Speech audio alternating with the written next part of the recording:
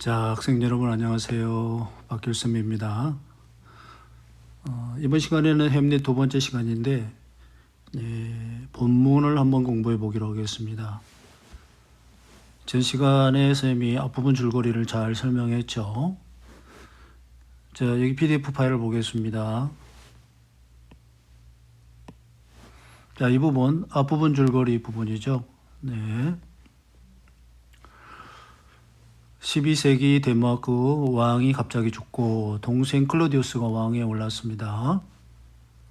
그래서 햄릿은 아버지의 죽음과 삼촌이 왕위를 잇게 되자 매우 우울하죠. 게다가 어머니 거투르드까지 삼촌과 결혼하니까 정말 많이 괴로워합니다. 그러던 어느 날 성곽에 아버지 훌륭이 나타나죠. 그러면서 아버지가 독사가 지금 왕관을 쓰고 있다. 그 독사가 바로 나에게 귀 속에다가 독주병을 들어부었다. 즉 나는 억울하게 살해당했다. 그래서 너는 꼭 복수를 해다오. 네가 아비를 조금이라도 사랑한다면. 그 충격적인 소식을 접하고 햄릿은 미친 것처럼 행동하게 되었다고 했죠. 거기까지 쌤이 설명을 했는데 이번에는 등장인물을 보겠습니다. 햄릿 쌤이 설명 안 해도 되겠고요. 왕은 클로디우스죠. 그리고 왕비 거투르드 원래 햄릿의 어머니였으나 지금은 삼촌의 아내가 되어 있죠. 그 다음에 제상인 폴로니어스 오필리아의 아버지라고 그랬죠. 햄릿의 연인 오필리아. 그 다음에 로젠크로스와 길덴스턴이라는 사람들이 나타나는데요. 이 사람들은 햄릿의 친구요.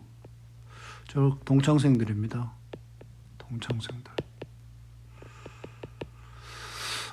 그 다음에 여러분 여기서 하나 또 알아둬야 할 인물이 있는데요. 레어티스라는 인물인데요. 레어티스. 네. 이 오필리아의 오빠입니다. 오필리아의 오빠. 네. 프랑스 유학 중이죠.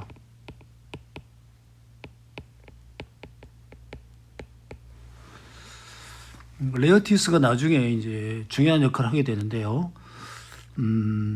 일단 그 폴로니우스의 아들이고 오필리아의 오빠다 정도만 알아두겠습니다. 자, 그럼 이제 본문으로 들어가서 3막 1장을 한번 공부해 보기로 하겠습니다. 이 희곡은 전체가 이제 5막으로 이루어져 있어요. 그 중에 3막이니까 거의 약간 상당히 가장 재미있는 절정 부분에 해당되죠. 아련실 아련이랑 왕을 만나는 공간입니다. 왕을 뵐 수 있는 곳이 아련실인데 복도에 휘장이 드리워져 있다. 휘장 커튼입니다.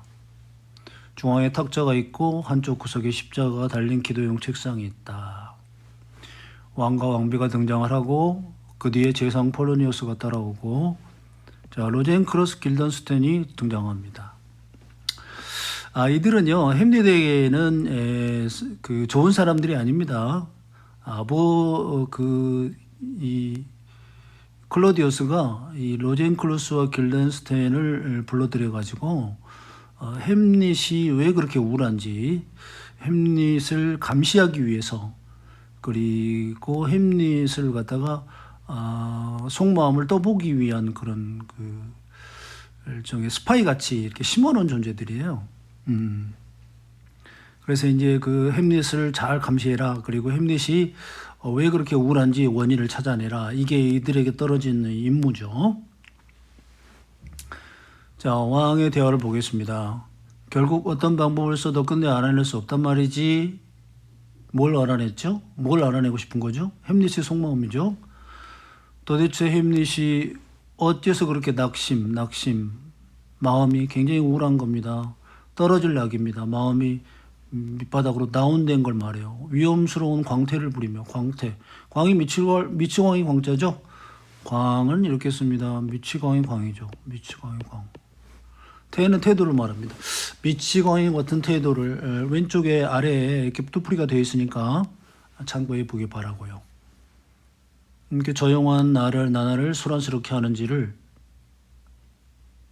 자, 로젠크랜스 스스로도 이상이 생겼다는 것을 인정하고 계십니다. 그러나 무엇 때문에 그렇게 되셨는지는 도무지 내색은요, 네, 마음속에 있는 느낌을 얼굴에 나타내는 거 말합니다. 내색하지 않습니다. 길덴스턴, 게다가 탐지당하기 싫으신 모양, 탐지, 자신의 속마음을 들키기 싫은 모양인지 진실한 모습, 참모습을 자백시키려고 깨어도 슬쩍 비친 사람처럼 가장하여 교묘하게 회피 벗어나 버립니다. 그때 왕비도 한 말씀 하시죠. 너희들을 보더니 왕자께서 너희들을 반갑게 맞아주시더냐 이렇게 말합니다.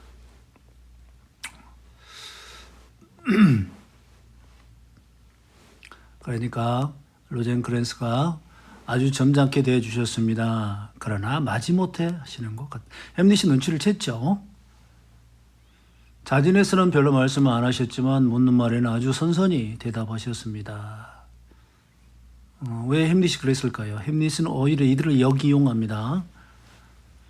그래서 왕비가 무슨 오락이라도 권해보았소. 오락. 재밌는 놀이거리죠. 네.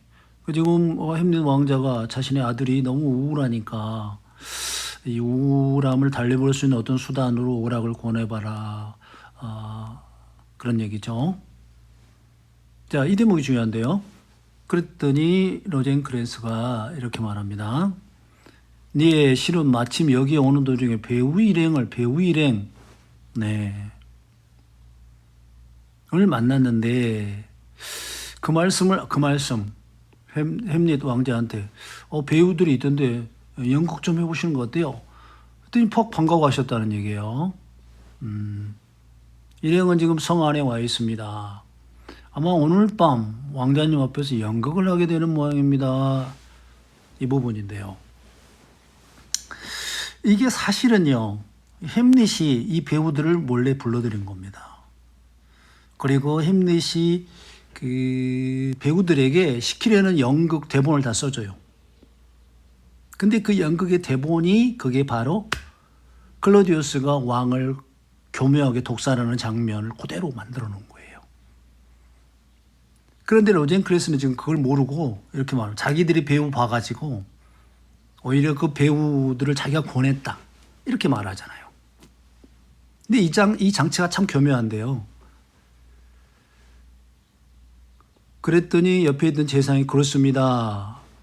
그리고 전하와 왕비께서도 부디 관람하시도록 신들을 청하라고 말씀하셨습니다. 이 대목 보세요.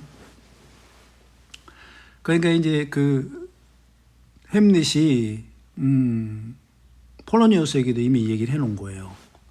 그래서 폴로니우스 그다음에 왕비 엄마까지도 부디 보게 해달라고. 사실 이 자기의 죄를 고발하는 연극인데 그 사실을 알았더라면 폴로니우스 왕이 그걸 볼 리가 없죠. 그런데 그 부분을 다 교묘하게 햄릿이 배우를 불러들인 게 아니고 이걸 자기들의 감시하는 사람으로 집어넣은 로젠크랜스, 그다음에 길덴스텐을 통해서 오히려 햄릿에게 연극을 권유하는 그런 모양새를 취하기 때문에 이 왕이 의심을 안 한 겁니다.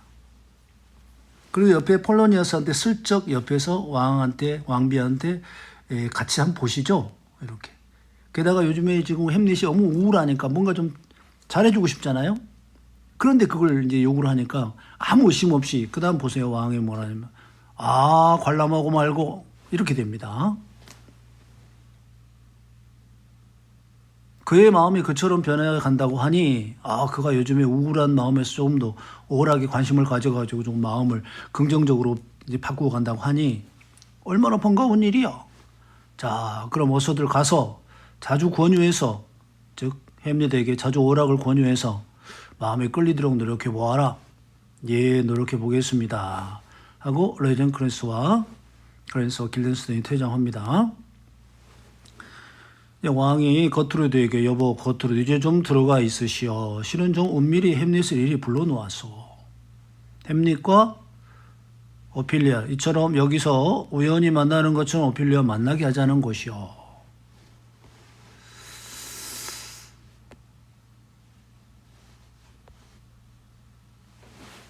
그의 부친과 나는, 그의 부친은 오피리아의 아빠죠. 즉 폴로니오스입니다. 나는 떳떳이 탐색할 수 있는 입장이니까.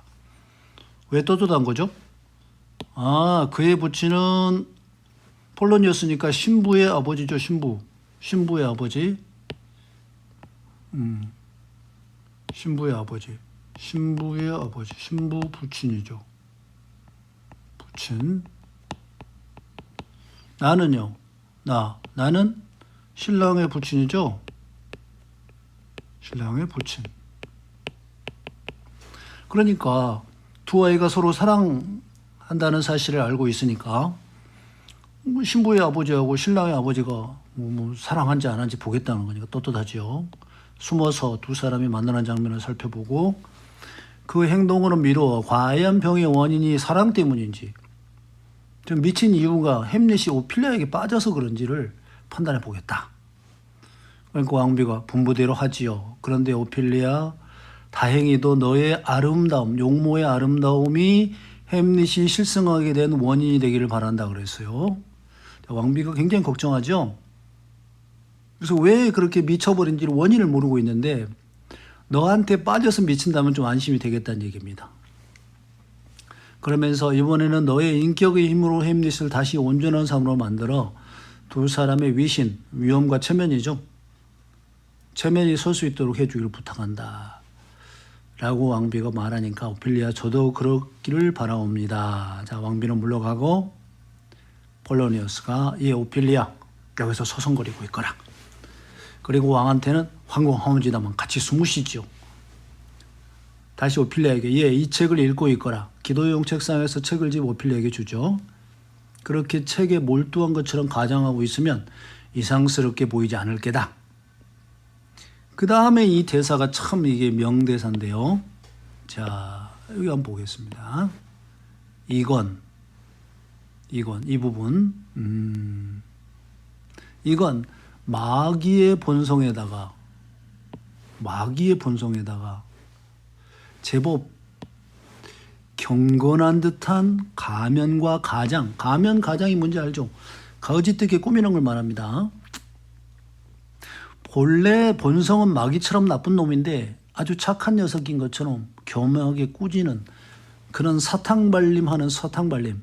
속은 쓰지만 겉으로는 사탕을 발라놓은 것 같은 그런 그죠? 음흉한 수작인 것 같구나 라고 말해요. 뭐가요?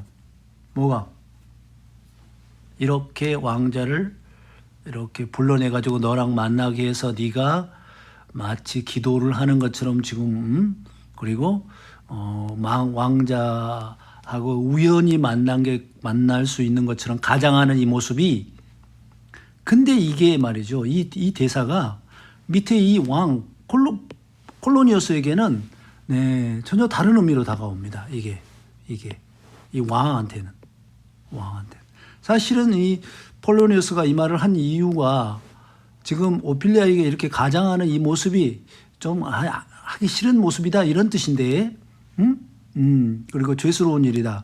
죄스럽다는 얘기는 왕자님한테 좀 미안한 일이긴 하나, 뭐 세상에 이런 일이 뭐 한두 번이야. 그러니까 해보자 이런 얘기죠. 근데 왕은 여기서 자기 혼잣말, 방백이 혼잣말이죠. 방백이란 독백은 그냥 혼자 하는 소리를 말하고 방백은 옆에 등장인물이 있어도 그 사람한테는 들리지 않고 관객만 들을 수 있는 것처럼 이미 약속된 대사를 말하는 거예요. 과연 그렇다. 뭐가 그렇다는 겁니까? 마귀의 본성에다 얼굴에 가면을 씌운 것 같구나. 즉 자기가 마귀라는 겁니다. 그런데 겉으로는 아주 훌륭한 왕인 것처럼. 그 말은 바로 위에서 하는 이 말입니다. 그 말은 이 말이에요. 이 말을 내 양심을 아프게 채찍질하는구나. 화장으로 얼굴 꾸민 거죠. 곱게 단장한 창녀의 볼이 화장한 창녀의 그 얼굴 볼이 연지에 비하여 추악하다 한들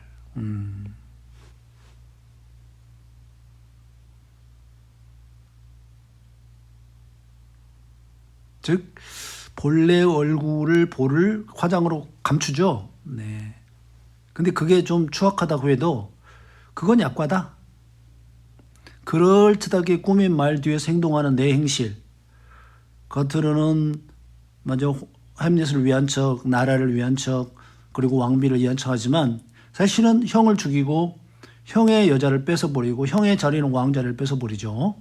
그런 행실에 비하면 정말 그 이상으로 추악하지는 않으렸다.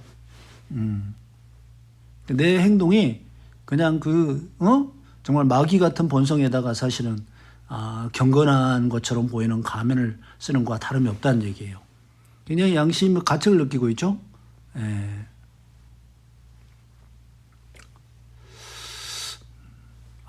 참으로 무겁구나. 참으로 무겁구나. 죄과의 짐이, 죄과가 뭔지 알겠죠? 네.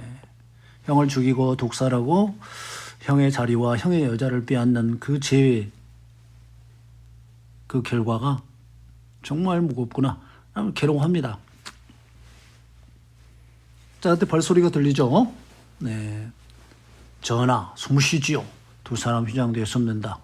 오피리아, 기도용 책상 앞에 무릎을 꿇는다. 이때 햄릿이 침통한 표정으로 등장합니다. 침통해야 되겠죠? 표정이 침통해야 합니다. 자, 그 다음 바로 이 부분인데요. 이 부분. 햄릿의 바로 이 대사 부분, 이 부분 정말 중요합니다. 이 부분. 네, 그 유명한 부분이죠.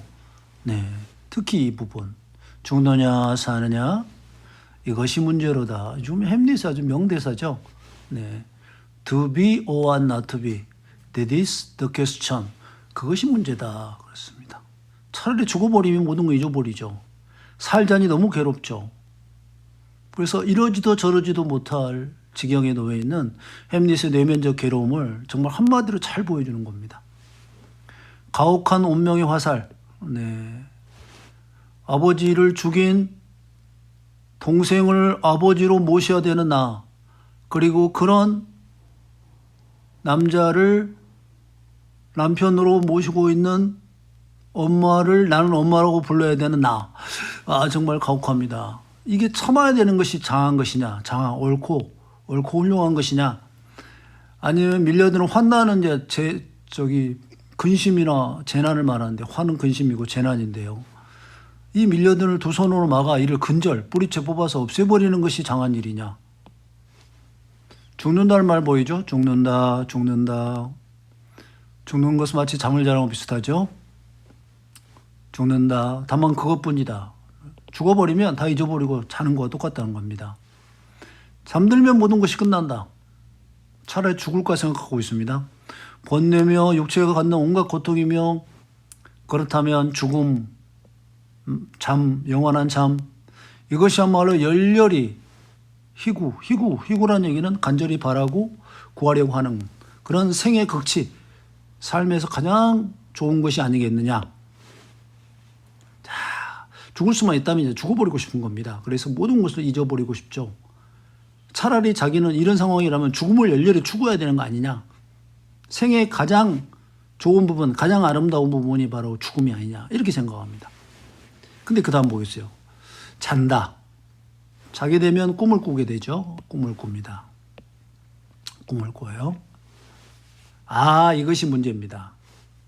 죽으려 그러는데 죽음은 잠인데 꿈을 꿉니다.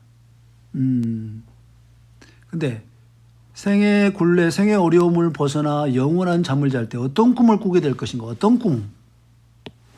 어떤 꿈을 꾸게 될 것인가? 자, 죽음은 곧 잠인데 삶은 꿈을 꾼다는 얘기에서 꿈은요, 사후 세계 같은 그런 의미가 있어요. 사후 세계. 이게 사실 죽어보지 않은 사람은 모르죠. 그래서 망설여진다 그랬습니다. 그러니까 이 모든 괴로움을 잊어버리기 위해서 죽고 싶은데, 죽으면 또 꿈을 꿔요. 꿈은 또 사후의 세계를 생각하지 않을 수가 없죠. 그래서 망설여집니다. 그러나 이러한 망설임이 있기에 인생은 일평생 불행하다고 생각하고 있어요. 확 못 죽어버리는 거죠. 그러면서 그 온갖 이 가혹한 운명의 화살을 참고 괴롭게 살아가고 있는 것이죠. 그렇지 않으면 그렇지 않으면 과감하게 죽어버리면 세상의 비난과 조소를 누가 참을 수 있겠느냐?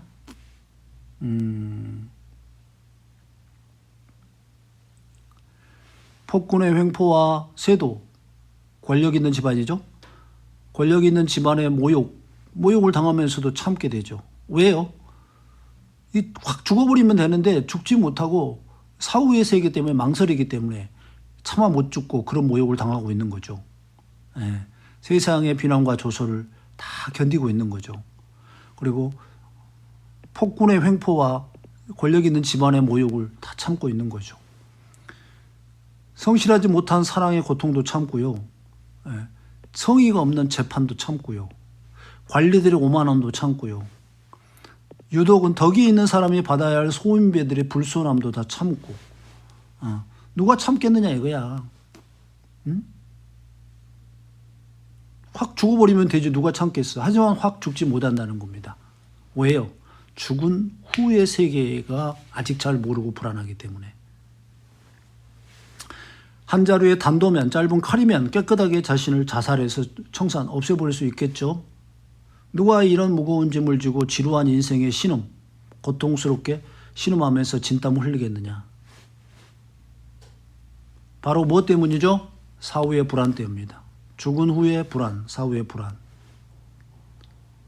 그 다음에 나그네가 한 번 가면 영영 돌아오지 못하는 미지의 세계가 결심을 망설이게 만들어요. 그러니까 햄릿도 지금 확 죽어버리면 참 속 편하겠는데 이게 죽은 후의 불안, 그리고 한 번 가면 인생에 한 번 가면 못 돌아오죠.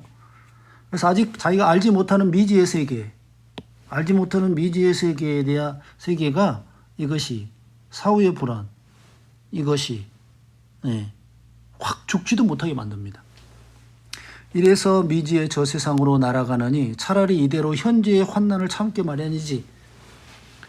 결국 이러한 분별심 때문에 우리 모두는 겁쟁이가 됩니다. 분별심, 미지의 세계, 사후의 세계, 그 다음에 확 죽지 못하는 여러 가지 그 발목을 잡는 여러 가지 그런 것들이 우리 모두를 겁쟁이로 만들어 버립니다. 그다음에 생생한 혈색을 가진 우리의 결심 위에 청백한 병색만이 드리워지게 만들죠. 죽지도 못하고 괴롭다가 겁쟁이가 돼서 얼굴은 청백해 마치 병자처럼 의로운 기상이 하늘을 찌를 듯 충천하던 그 큰 뜻도 마침내 발길이 엇나가지고 실행의 힘을 잃고 말아 실천에 옮기지 못해. 이렇게 혼자 독백을 하다가 가만히 있자. 저 여자가 누구지? 오, 아름다운 오피리아를 보게 됩니다. 오, 숲의 여신님. 오, 미친 척하죠. 기도 중이시오. 그러면서 제발 내 죄도 빠뜨리지 마시고 같이 좀 기도해 주시오. 자, 오피리아가 왕자님 그동안 안녕하셨어요?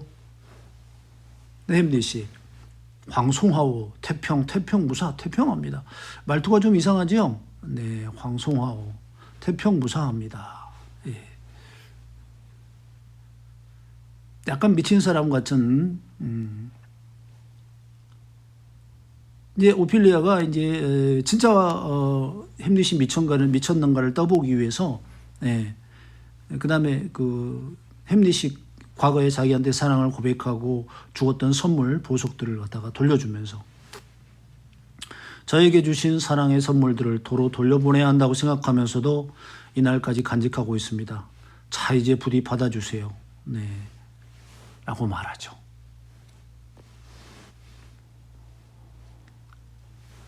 그랬더니 햄릿이 아니요, 난 아무것도 선물한 적이 없어.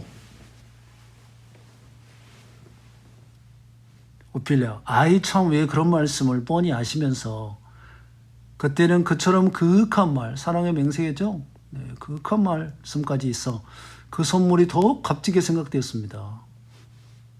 그러나 이제는 그 향기, 그 마음이 사라졌어요. 그러니 도로 가져가세요. 아무리 호화스러운 선물일지라도 보낸 사람의 마음, 정이 변하면 초라해진답니다. 순결한 마음씨를 가진 여자, 자기 자신을 말하죠. 에게는 더욱 그렇다는 얘기입니다. 자, 이것 하고 가슴에서 보석을 꺼내 햄릿 앞에 탁자에 놓는다. 그랬더니 햄릿 하는 말 보세요. 하하, 당신은 정숙한 여자요? 정숙하다는 얘기는요, 여인의 행동이나 마음이 굉장히 깨끗하다는 얘기입니다. 예?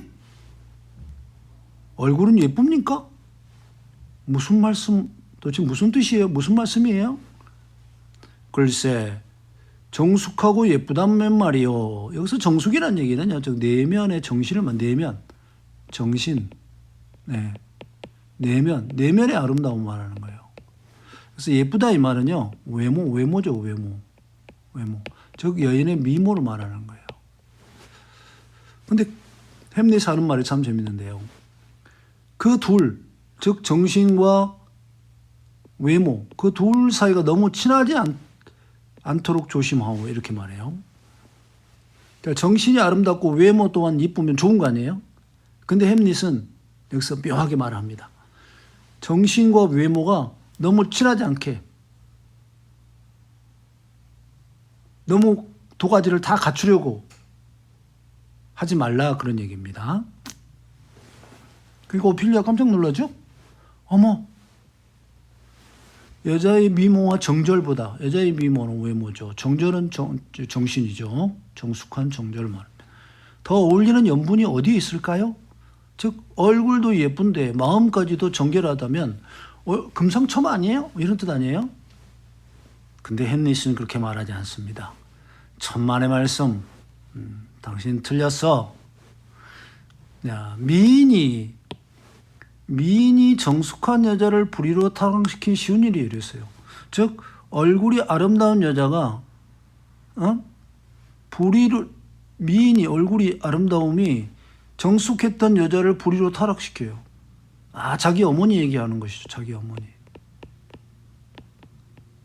어머니 참 미인이죠. 하지만 지금 어때요? 아버지를 죽인 남자의 아내가 되어 있잖아요. 네, 이 얘기를 하는 거예요. 그러니까 얼굴이 이쁘면 뭐 하냐는 거예요. 네, 얼굴이 이쁜 거하고 정신이 정말 정의로운 거하고는 또 다른 일이라 이거예요. 그런데 반대로 말합니다. 하지만 미인을 정숙하게 변모시키기는 어렵다. 즉 얼굴 이쁜 여자가 정신적으로 타락하기는 쉬워도 미인을 정성적으로 성숙시키기는 참 어려운 일이다. 진짜 그 대사가 명대사죠. 햄릿이 참 그 셰익스피어가 이런 대사를 만들어낸다는 게 정말 정말 실력 있는 작가라는 것을, 뭔가 좀 그 삶의 그 어떤 이렇게 생활 속에서 우리가 느끼는 것 어떤 그걸 갖다가 바로 송곳으로 꽉 찌르는 것 같은 그런 느낌 받지 않아요? 전 같으면, 옛날에 이러는 거 말입니다. 전 같으면 이것이 하나의 궤변은 엉뚱한 소리, 쓸데없는 소리에 불과했다가 있지만, 전 같으면 하나의 궤변, 무슨 그것은 헛소리냐라고 생각했지만, 요새는 그것이 진리임을 충분히 입증되었다고 그랬어요. 누구로 봐서? 어머니 행실을 봐라. 자기 어머니를 봐라. 어머니. 예. 어머니의 경우로 봐라. 예. 어머니의 경우. 옛날에는 이제 그걸 몰랐죠. 하지만 자기 어머니를 보니까 이게 진짜 맞는 얘기라는 걸 알겠더란 얘기예요. 나도 한때는 당신을 사랑했습니다. 그랬더니 오피리아가 저도 그때는 그렇게 믿었지요. 햄릿이 그렇게 믿지 말았어야 마땅했죠. 낡은 바탕에 아무리 미덕을 덧붙여봐도 원래의 성질이 아주 소멸될 수 있겠소. 그러니까 실은 나도 당신을 사랑하지 않았지. 그럼 오피리아 실망이 크죠? 그렇다면 더욱더 속은 셈이 되는군요. 당신은 나를 속였구나. 사랑하는 것처럼. 햄릿이 기도용 책상을 손가락으로 가리키면서 수녀원으로 가시오. 갑자기 수녀원 얘기를 합니다. 결혼하지 말란 얘기예요. 네, 수녀원으로 가시오. 무엇 때문에 죄인들을 낳고 싶어 하는 거예요, 죄인. 자, 어머니가 자기를 낳아준 것에 대해서, 어머니의 그러한 그 실망스러운 행동 때문에 어머니가 자기를 낳았는데 자기가 바로 죄인이 된 거죠. 그래서 어머니는 죄인을 낳았다고 생각하는 거예요. 그래서 오피리아도 결혼하면 나 같은 죄인을 낳게 된다. 뭐 그런 의미를 갖고 있어요. 이래도 나 자신은 꽤 성실한 인간이 왜다. 자, 그 밑에 나옵니다. 차라리 어머니가 날 낳아주지 않았더라면 싶을 정도로 나는 온갖 죄를 스스로 깨닫고 있어. 나는 오만하고 복수심 강하고 야심 만만하고 그 밖에 또 무슨 죄를 범할지 모르는 그런 인간이다. 나 자신도 명확히 의식하지 못한 죄, 상상 속에서도 뚜렷한 형태를 갖지 못한 온갖 죄. 아니 기회만 있으면 단번에 범하려고 드는 죄. 뭘 범해요? 순결한 여자를 갖다가 범하려고 하는 죄 등등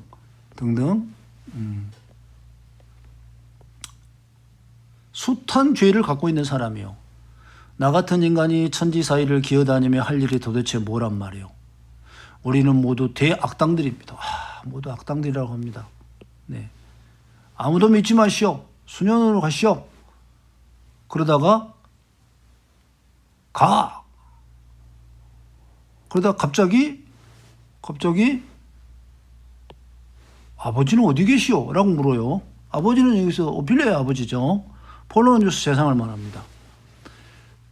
그러니까 오피리아가 네, 집에 계세요 하고 둘러대죠. 그러니 그 다음에 햄릿이 뭐라 합니까? 그럼 아버지를 밖으로 못 나오게 문을 모두 잠그시오. 밖에까지 나와서 바보짓을 못하게 말이요. 잘 있으시오. 하고 퇴장합니다. 자, 그래서 바보짓이란 말, 이게 참 재밌는 말이죠. 네. 바보짓이라는 얘기는 우리가 멍청한 짓, 그 말입니다. 멍청한 짓. 네. 그 다음에, 지금은 옳다고 믿지만 나중에, 이렇게 바보짓을 했지? 후회할 짓거리를 말하는데요. 실제로 그 폴로니우스는 햄릿에 의해서 죽게 되죠. 예. 햄릿과 그 왕비의 대화를 엿들으려고 그 커튼 뒤에 숨어 있다가 무슨 소리가 나니까 그러니까 햄릿이 칼로 찌릅니다. 그래서 죽게 됩니다. 그것을 은근히 암시하고 있어요. 네. 예. 그래서 폴로니우스의 죽음을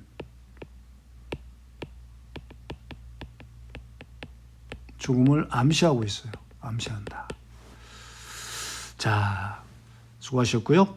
다음 시간에 또 이어서 진행하도록 하겠습니다.